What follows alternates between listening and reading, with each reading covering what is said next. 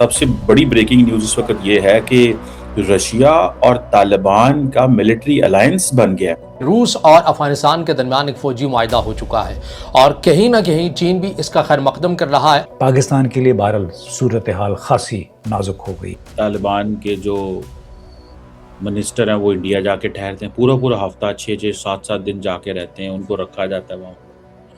अब सुनने में आया है कि इंडिया ने रशिया को भी ये कहा है कि आप उनके साथ एक छोटा मोटा कोई मिलिट्री अलायंस कर लें। देखिए, तालिबान को चाहे कोई रिकॉग्नाइज करे या ना करे, कई कंट्रीज अब उनके साथ काम कर रही हैं, कई कंट्रीज के उनके साथ रिलेशंस हैं और भारत के भी उनके कई मिनिस्टर जो है वो भारत का विजिट कर चुके हैं। खित्ते में एक मेगा डेवलपमेंट हो रही है। क्या? और वो खबर है अफगानिस्तान से। अफगानिस्तान के मुल्ला याकूब जो अभी वापस आए हैं रशिया का विजिट करके, जहां पर उन्होंने एक मिलिट्री एग्रीमेंट किया है। डॉक्टर साहब, मैं आपकी वीडियो में एक देख रही थी और आप उसमें बड़े परेशान मुझे लग रहे थे कि तालिबान के साथ रशियंस जो हैं वो भी बात कर रहे हैं सर उनके साथ, और वेपन्स की बात भी हो रही है, और साथ साथ अजीत डोवल साहब जो हैं उन्होंने भी मॉस्को में मुलाकात की है। अब इस मुआहदे को लेकर एक तो मैं इंडियन मीडिया को देख रहा था, वहाँ पे एक किस्म का जश्न मनाया जा रहा है। जी जनाब, बस पाकिस्तान को घेर लिया गया है और पाकिस्तान के खिलाफ अब एक अलायंस बन गया है तालिबान का और रूस का, और तालिबान को अब रूस की तरफ से वो टेक्नोलॉजी मिलने वाली है कि जी पाकिस्तान अब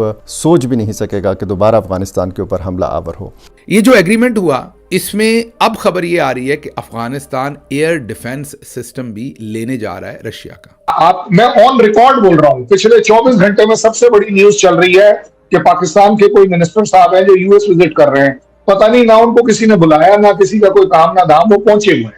IMF हमारे साथ बैठी हुई है, मगर IMF को थोड़ा सा ये तो बता दें, तुम तो अफगानीज खरीद रहे हो। जी बहुत नाजुक सूरत हाल है।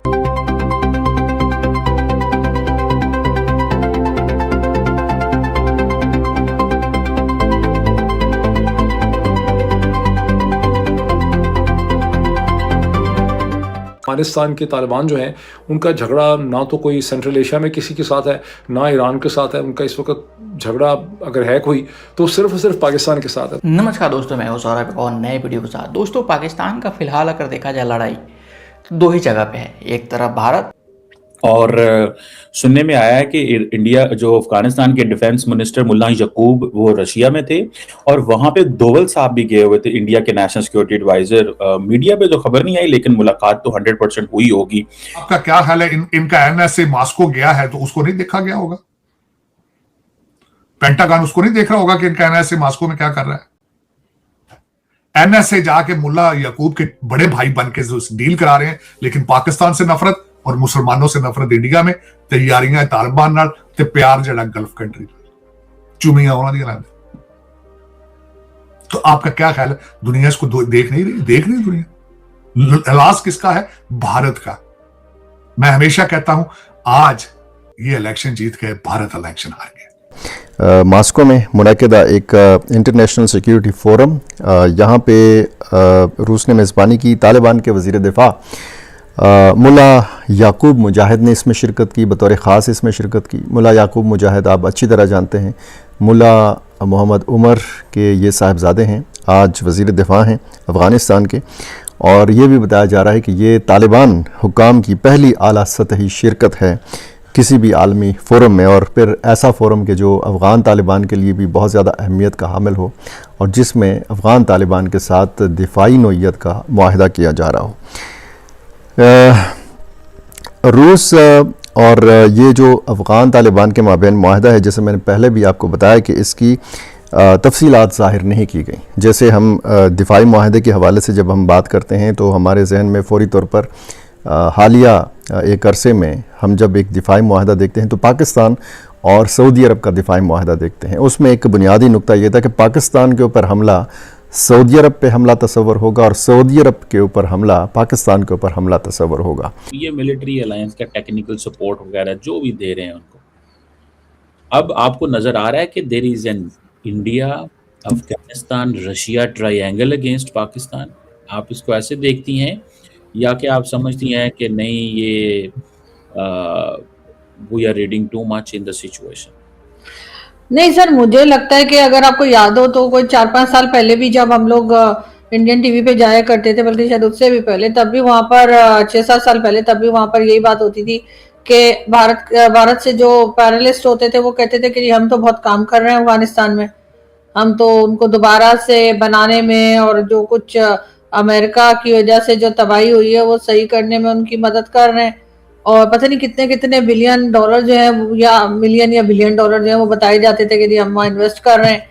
तो उनका तो सर सिलसिला जब का चल रहा है, और उस वक्त तो अशरफ गनी की गवर्नमेंट थी, तो अब अगर वो गवर्नमेंट हट के और तालिबान की गवर्नमेंट है जो कि हम ही लाने का दावा करते रहे, तो सर उसमें तो कोई ऐसी बात नहीं है। और वैसे भी ये तो हमेशा से ही हुआ है कि जब पाकिस्तान के किसी से टर्म्स खराब हो गए तो वो जाकर उन्होंने भारत के साथ टर्म्स अपने बेहतर कर लिए और भी जगह जा रहे हैं। तो मेरा ख्याल है कि इस वक्त जो तालिबान की गवर्नमेंट है पाकिस्तान के साथ जितना मर्जी प्रॉब्लम रह रहा हो, लेकिन वो अपनी कंट्री को फीमेल्स के साथ जो सलूक करते हैं, जो बिहेवियर है उसको छोड़ के बाकी चीजों में वो मेरा ख्याल है कि अच्छा काम कर रहे हैं। उनकी इस वक्त अगर आप करेंसी देखें तो वो भी पाकिस्तान से बेटर है, और अगर किसी को नहीं अच्छी लगती तालिबान की गवर्नमेंट उनके अपने एक बिहेवियर की वजह से वो एक अलग चीज है, लेकिन बहरहाल फॉरेन पॉलिसी को लेकर वो आगे चल रहे हैं और कई कंट्रीज के साथ उनके रिलेशंस जो है वो साफ साफ लोगों को दिखाई दे रहे हैं। बाकी जहां तक रिकग्निशन की बात है तो वो काफी कंट्रीज ने नहीं किया। पाकिस्तान तो हालांकि दावा करता रहा है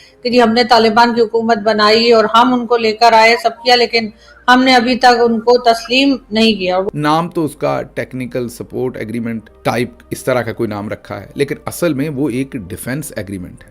अब इसमें बहुत ही कुछ अहम बातें हैं जिससे पाकिस्तान का और अफगानिस्तान का और इस खित्ते का जो आने वाला वक्त है और आने वाली सूरत हाल है वो मुकम्मल बदलने जा रही है। ये छोटा विजिट नहीं है। अगर इसमें सब कुछ वही हुआ है जो क्लेम किया जा रहा है दोनों तरफ से, तो सबसे पहले ये जो एग्रीमेंट हुआ इसमें अब खबर ये आ रही है कि अफगानिस्तान एयर डिफेंस सिस्टम भी लेने जा रहा है रशिया का, और इसको लिंक किया जा रहा है अब्राहम अकॉर्ड के साथ। डिप्टी प्राइम मिनिस्टर मैंने इसीलिए नाम लिया क्योंकि आई वांटेड कि आप बोले तो ज्यादा ऑथेंटिक माना जाएगा, नहीं तो लोग बोल देंगे कि इसने हवा में बात कर दी। मुझे एक बात बताइए, आप वहां जाकर क्या बात करेंगे? आप बात करेंगे इशाक डार साहब पीस प्रोसेस में तो कहीं इन्वॉल्व नहीं है, ये तो आप मानेंगी। ईरान और यूएस के बीच में कहीं इन्वॉल्व नहीं है, ठीक है ना। इन्वॉल्व तो खैर कोई भी नहीं है आपका, बट फिर भी एक सेरेमोनियल आप लोग इन्वॉल्व हैं, मानता हूं इस बात को, and it is a good thing. वो जाके वहां क्या बात कर सकते हैं? लेटेस्ट न्यूज पिछले एक सप्ताह में सिर्फ अब्राहम अकॉर्ड के ऊपर आई है जहां पाकिस्तान डायरेक्टली अफेक्टेड हो सकता है टू द एक्सटेंट। अच्छा, इस्राइल ठीक है, इंडिया ठीक है, और इंग्लैंड ठीक है, समझ गया। ये सारे पाकिस्तान के खिलाफ। क्यों खिलाफ है सर? ये पाकिस्तान की इकॉनमी को ऊपर नहीं जाने देना चाह रहे। सुना क्या? ये भी मेरी गलती है कि पाकिस्तान का कलीदी किरदार है। तो पाकिस्तान का जो मुकाम है इस वक्त माशाल्लाह इतना पीक पर मैंने नहीं देखा, इवन इन रशिया।